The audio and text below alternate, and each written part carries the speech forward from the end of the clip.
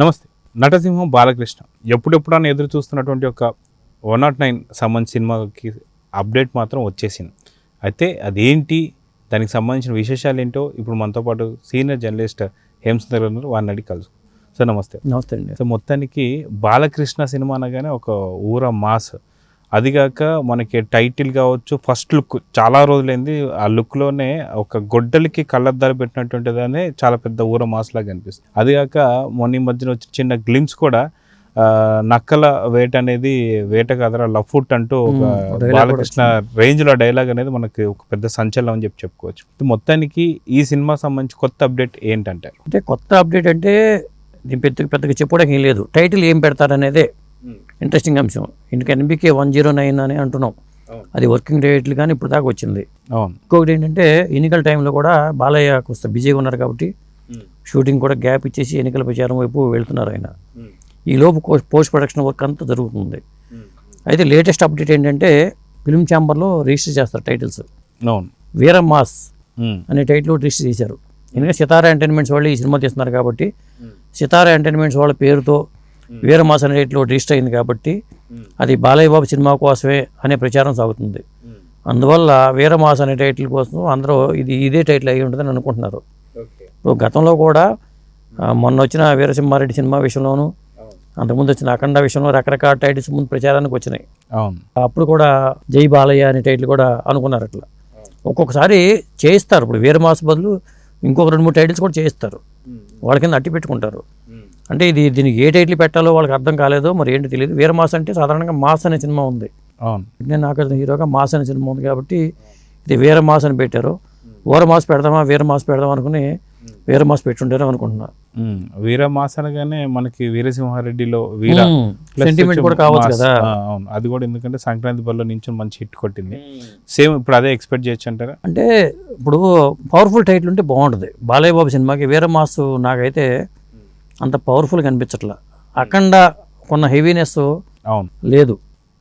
అఖండ అనేది ever green టైటిల్గా చెప్పుకుంటూ ఉంటాం. మన వచ్చిన సినిమా కూడా అంతే కదా, భగవంత్ కేసరి చాలా పవర్ఫుల్ టైటిల్ అది.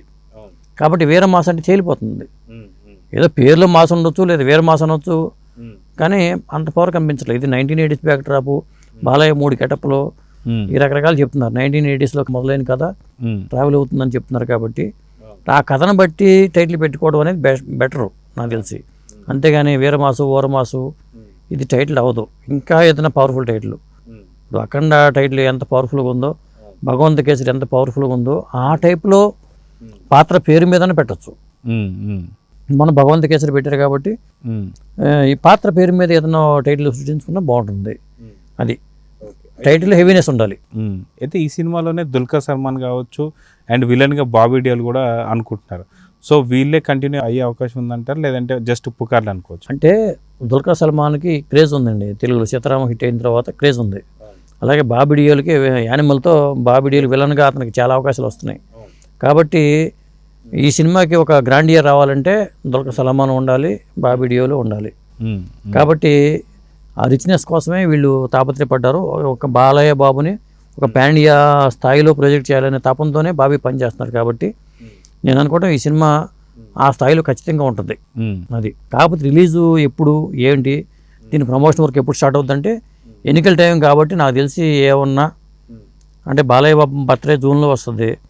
ఈ లోపే ఏమన్నా టీజరో ట్రైలరో మన ఉస్తాద్ భగత్ సింగ్ ఎలా రిలీజ్ చేశారో అట్లాంటి డైలాగ్స్తో ఏదన్నా రిలీజ్ చేస్తారేమో అనే డౌట్ నాకు ఉంది. కాబట్టి ఎన్నికల లోపు ఒక బాలయ్య బాబు పవర్ఫుల్ డైలాగు జనంలోకి రావాలి కాబట్టి అలాంటిది ఏమన్నా వీళ్ళు చేసే అవకాశం కనిపిస్తుంది నాకు తెలిసి.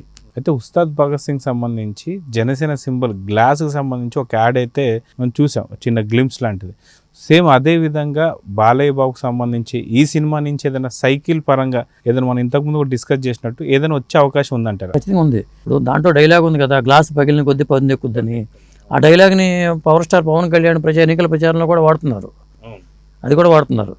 కాబట్టి బాలయ్య బాబు కూడా డైలాగ్స్ అంటే బాలయ్య నోటితో పలికే డైలాగ్కి ఎంత పవర్ ఉంటుందో మనకు తెలుసు. కాబట్టి బాలయ్య బాబు నుంచి కూడా అలాంటి పవర్ఫుల్ డైలాగులు ఈ సినిమాలో ఉంటాయి. కాబట్టి ఆ డైలాగులతో ఏదైనా పొలిటికల్ పంచ్ ఉండేలాగానో ఏదో ఒక గ్లిమ్స్ రిలీజ్ చేసుకుని అది రేపు ప్రచారంగా ఉపయోగించుకోవడం అనేది చాలా ప్లస్ అవుద్ది. ఖచ్చితంగా నేను అనుకోవడం అది చేస్తారని అనుకుంటున్నా. అయితే నిన్న కాక మొన్న చూసుకుంటే మనకి లెజెండ్ సినిమా రిలీజ్ చేశారు. దానికి సంబంధించి కొన్ని డైలాగ్స్ చిన్న చిత్క మార్పులతో మనకు ఒక చిన్న ఏమంటారు అనమాట ట్రైలర్ కూడా రిలీజ్ చేస్తే అది మంచి భారీ హిట్గా తీసినవి మనం చూసాం. సేమ్ అదే విధంగా ఈ టైంలో ఏదైతే 109 వర్కింగ్ టైటిల్తో ఉందో దీని నుంచి ఒక మంచి అప్డేట్ కానీ లేదంటే ఒక ట్రైలర్ కానీ ట్రీజర్ కానీ పొలిటికల్ పంచెస్తో వస్తే నిజంగా టీడీపీ పార్టీకి ఒక మైలేజ్ వస్తుంది అనుకోవచ్చా? ఖచ్చితంగా వస్తుంది. ఓ పక్క పవర్ స్టారు, ఇంకో పక్క బాలయ్య, వీళ్ళిద్దరు చాలు 2 సింహాల్లో తలపడ్డట్టుగా బరిలో. అటు ప్రత్యర్థులకి వణుకు పుట్టించాలంటే వీళ్ళ డైలాగులు ఉంటే బాగుంటుంది. ఎందుకంటే సినిమాటిక్గా జనం వెళ్తే జనంలో కొద్దిగా మంచి ఆలోచన వస్తుంది. కాబట్టి అలా వెళ్ళటం బెటరు. సో చూద్దాం సార్, మొత్తానికి ఈ యొక్క సినిమాకి సంబంధించి ఇంకా త్వరలో మంచి అప్డేట్ రావాలని చెప్పి చిన్న ట్రీజర్ పొలిటికల్గా వస్తే చాలా బాగుంటుందని చెప్పి కోరుకుందాం. నమస్తే.